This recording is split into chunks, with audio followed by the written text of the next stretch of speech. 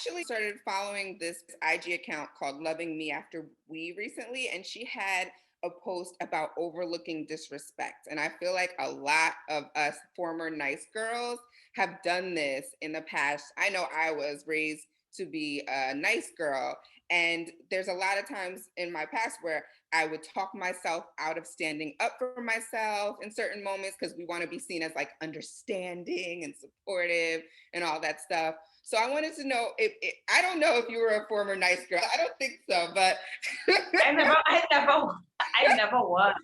That's the thing. I never was. I'm a Leo, and you guys know we have a mouth on us. Always saying things that I shouldn't, being too honest, being too blunt.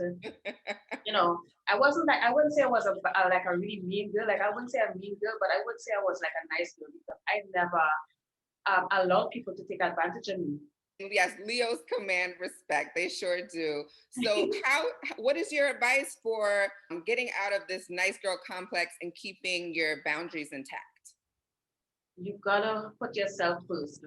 Self-love is the fastest way to get to a place where you have boundaries, where people are not just gonna disrespect you.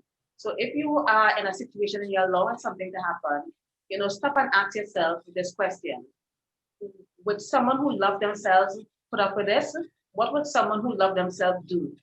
That's a question. They just know what I'm talking about. That's a question that I tell them to ask every time you're in a situation and you don't feel good about it. If it doesn't feel good, because again, being a nice girl is like agreeing to stuff, agreeing to doing things with people even though you don't want to. They're gonna be very bitter and resentful, have a lot of resentment inside, and that's not a good place to be at. So again, my advice is work on your self-love, learn how to put up healthy boundaries, put yourself first. If people are disrespecting you, you can set your boundaries without being rude, without being mean. There's a way that you can do that. One perfect example. If you don't like the way someone is talking to you, all you gotta do is be very calm and say, I am not interested in being talked to like that. That's it. You don't argue. You say it without using emotions because a lot of people tend to get emotional, and you all know we don't be doing emotions here. We learn how to control our emotions.